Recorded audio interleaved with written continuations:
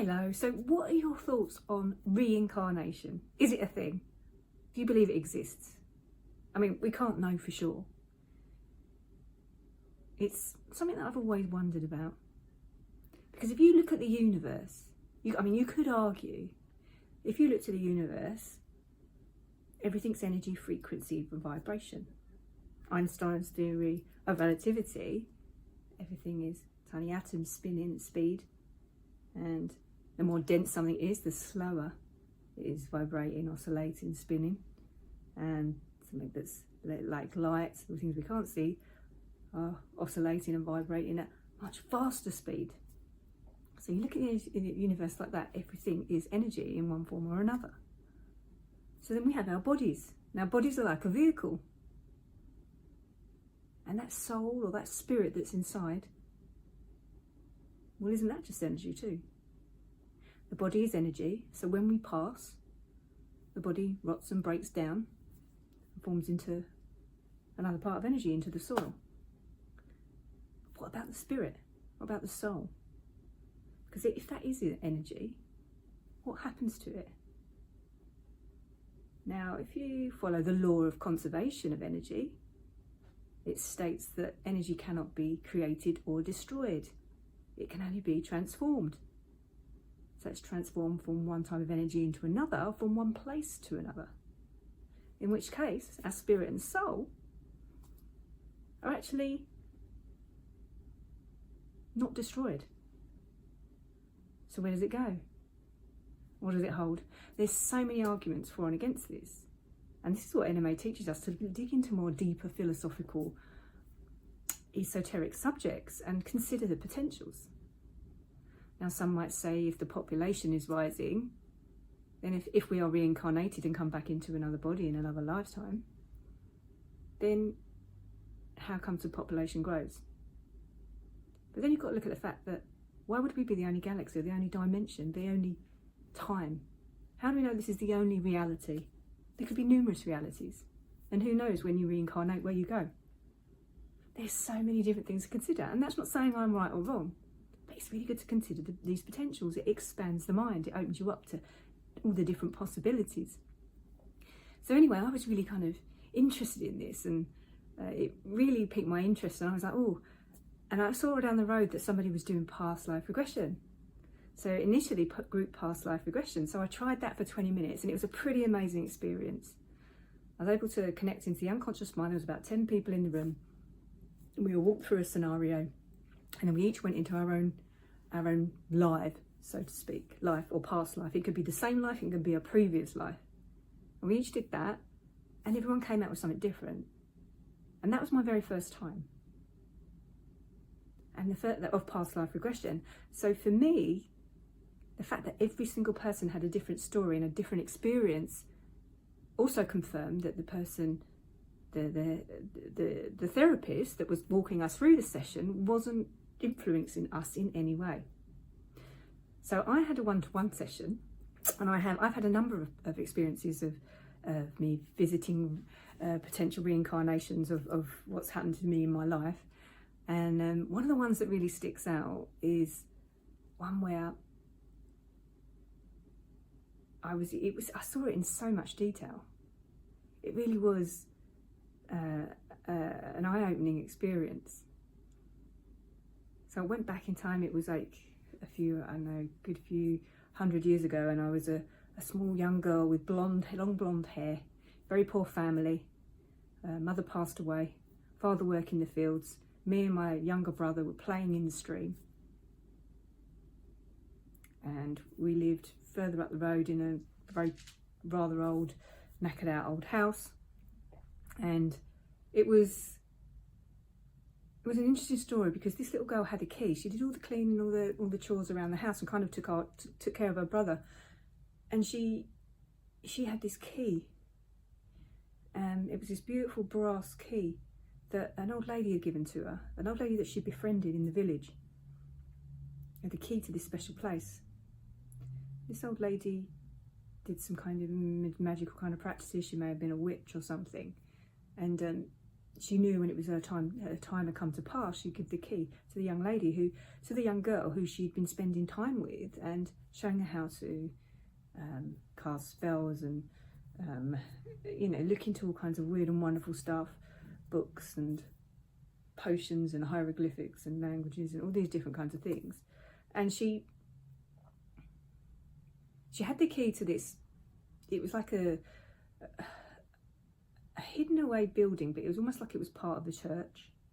It wasn't completely clear. And there was a big stained glass window, and the girl had the key to it, and inside was shelves and shelves of books and brass objects and talismans and candles and all these kinds of weird and wacky kind of stuff. And here the young girl was opening old books and looking up old spells and chants. She was trying to bring her mother back, because her mother had died a couple of years earlier, and she was so distraught, and she was wanting to work out a way to magic her mother back. Then it jumps forward, so you get to jump forward in the session, and you jump forward into an event in the child's life. So she's grown up a bit now. She's back down by the stream, and a young lad comes along, very smartly dressed, from out of town or from out of the village, and she's hiding in the bushes, and he's down there just wandering around, sitting around by the riverside, enjoying himself.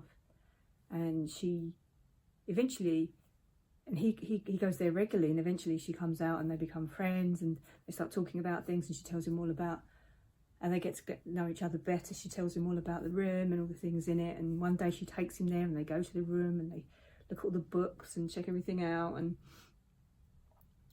she's like, it's like they've got this thing in common, and they've become really good friends. And it's not really clear if they become romantic partners or not, but there's definitely a deep connection there. And then in QHHT, so quantum healing hypnosis technique, which is what was used for this session for past life regression, you are then taken to the last day of that person's life. And there's no connection, there's no it's not like emotional, it's not like a trauma or anything, it doesn't bring anything out, any negative emotion. I found that it was like I was watching a movie in my mind.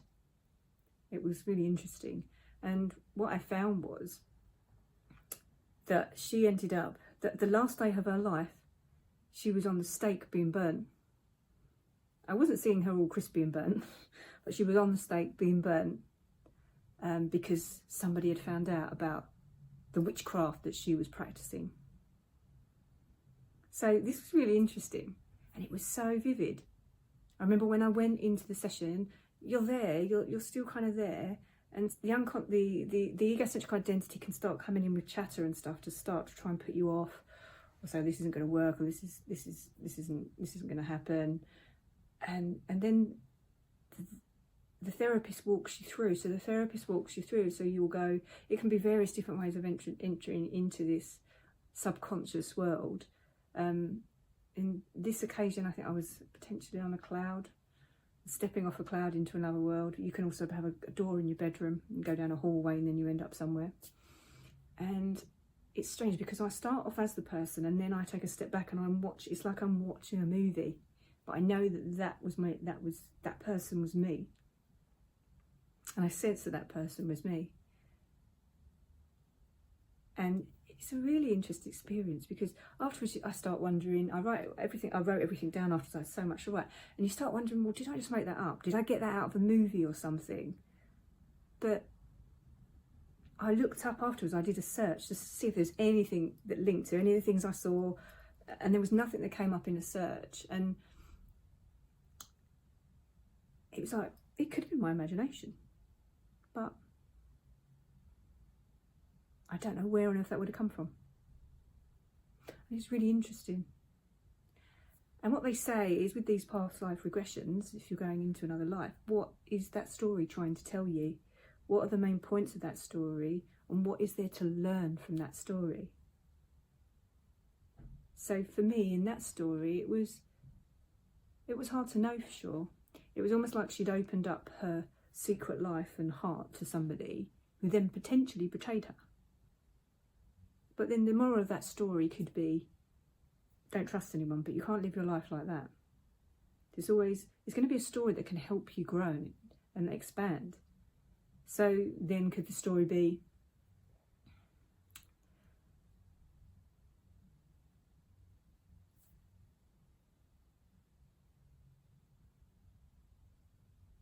could your knowledge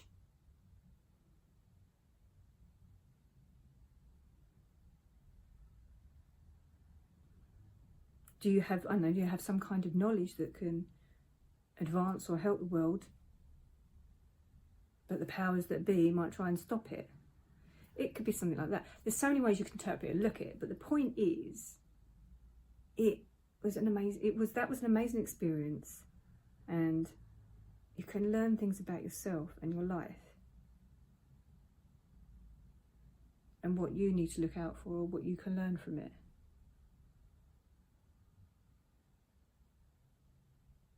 And it's certainly a fun adventure.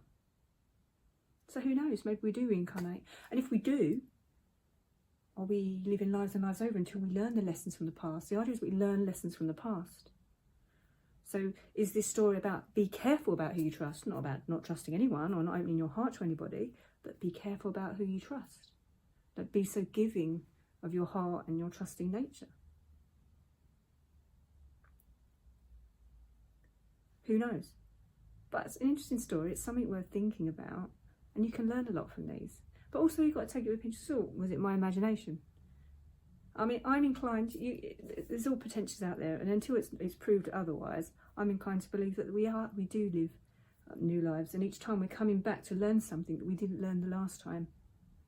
And things will keep playing out until we do learn, and then we reascend further. So yeah. It's definitely a super interesting topic and something worth looking into.